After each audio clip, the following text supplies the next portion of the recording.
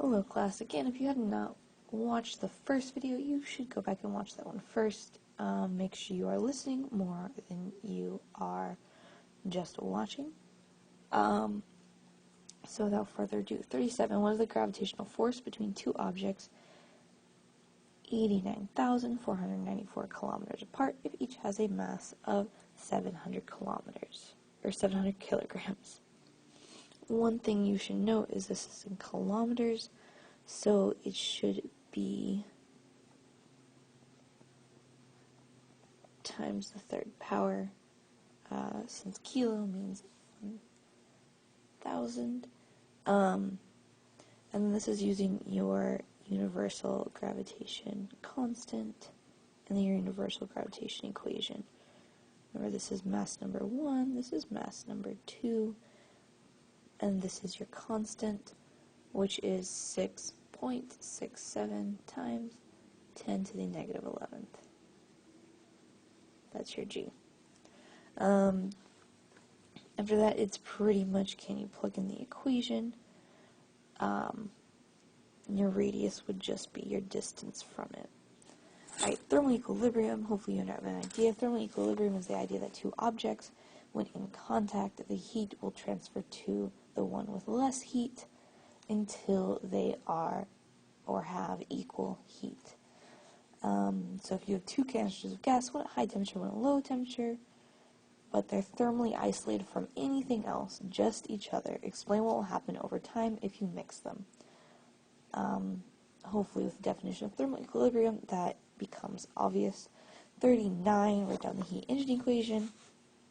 So this is just the idea that the amount of heat into it, whatever heat you put in, is equal to your work plus your heat out.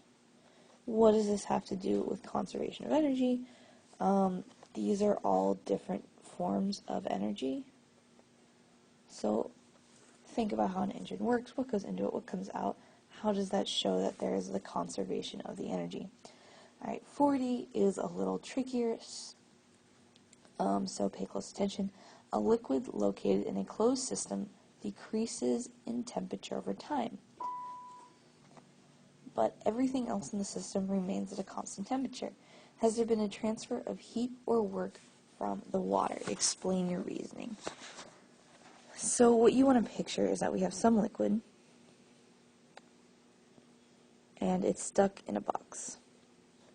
So the temperature of our box does not change. There is no change in temperature in our box. However, the change in our water, the temperature has gone down. So you thinking of our thermal equilibrium, that heat had to go somewhere. But where could it have gone? So in this one, your heat went out. So for your heat in to remain equal, there had to be a transfer of work. Somehow this water did work on the system. Somehow. We are not necessarily sure how. Maybe there's a paddle in there that it turns. Maybe it's pushing against.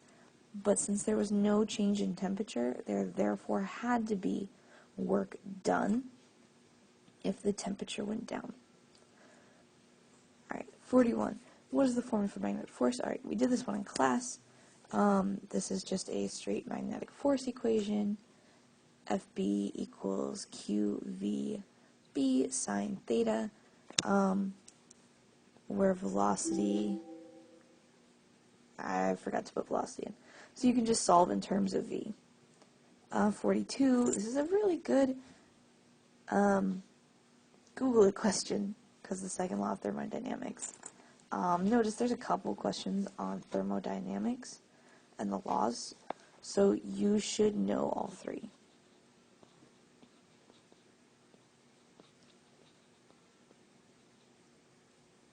Of thermodynamics. 43 is define entropy. If you go to the last video, there's a good video link fully describing entropy. I think it's a very accurate description. Maybe not the most visually exciting because it's a guy talking, but is by far the most accurate one I've seen. Alright, 44. Two charge point particles exert a force on each other. We did this in class, but if you were confused, it's your force electric, and then you're solving for R. 45. An object moving around in uniform circular motion has an acceleration or net force that always points towards the center. How can this be true if the object is moving at a constant tangent velocity? So if we are going to do this one in class, but I know these ones tend to be more trippy for people. If you are moving around, your tangential velocity is essentially your speed. So remember, speed has no direction. However, the acceleration is pointing in. So why, if it's constantly moving in a circle, how could it be accelerating inward? Well, you want to think of the idea that you're accelerating this way, so if you let it off the string, it would fly out. The only reason it is coming back is because something, maybe often a string, if you're twirling something, is pulling it back to the center. Every time you get some sort of speed, if it could, it would keep moving, but you need some sort of force and therefore an acceleration to bring it back, which is why your acceleration is always towards the center. 46 is the magnitude problem. This is it's just a SOHCAHTOA, so if you draw a northeast vector, remember, north, east, south, west, your angle north of east will be here.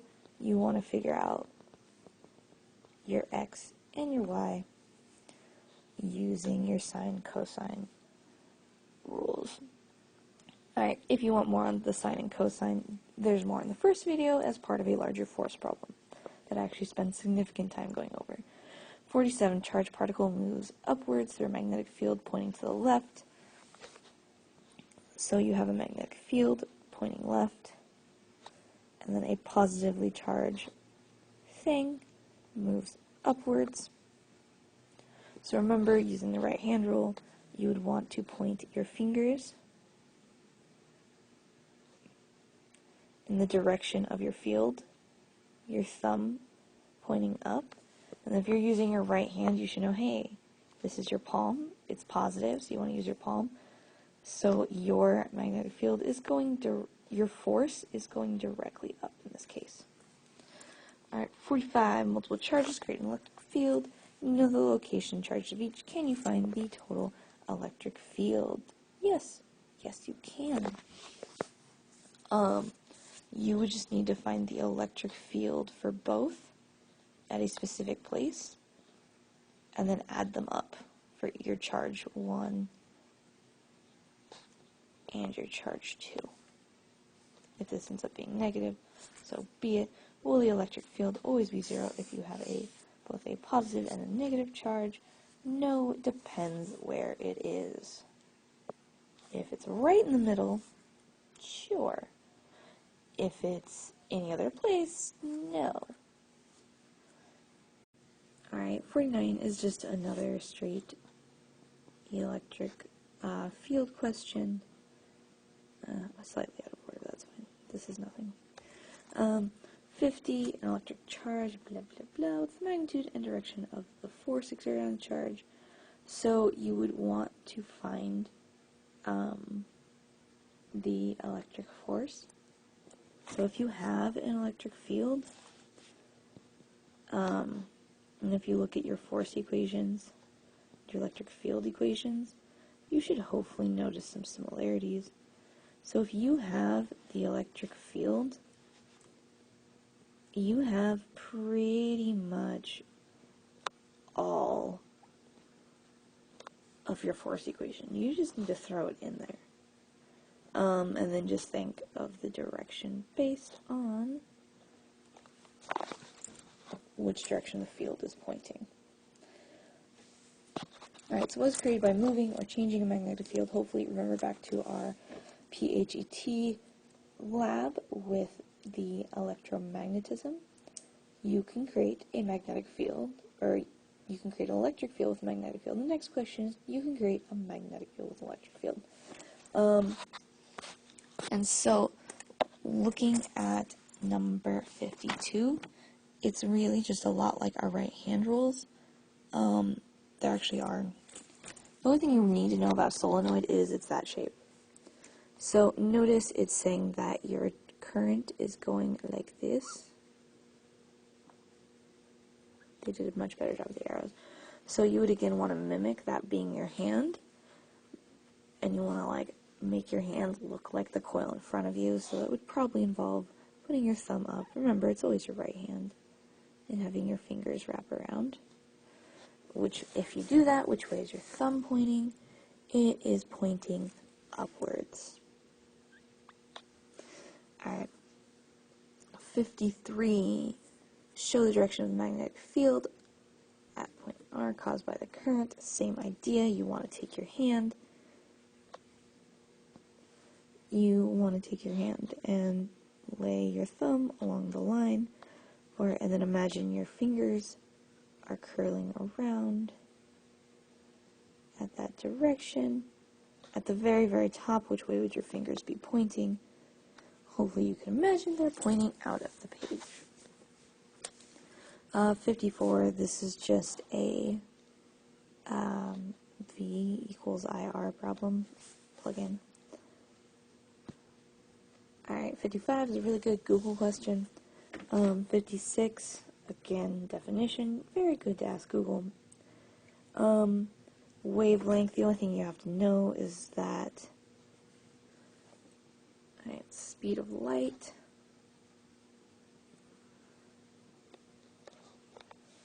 is 3 times 10 to the 8th meters per second. And from there, you can just use your speed of a wave equation to figure out what is the wavelength from the frequency. Alright, how are waves created? This is basically the emission of energy. 59 is another kinematics problem. This is you are throwing a ball up, and you want to figure out at what time will it get here. Easiest way is you know that if it's going in, if it's right at the top of its height, its final velocity must be 0. We know its initial velocity, and we know acceleration on Earth is negative, which is negative 9.8 or 10 meters per second squared.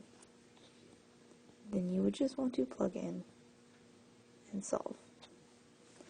Alright, 60. So I did want you guys to try this one in class, but I know rotational problems are a particular weakness. So if we have some astronaut, and she is rotating around some space station,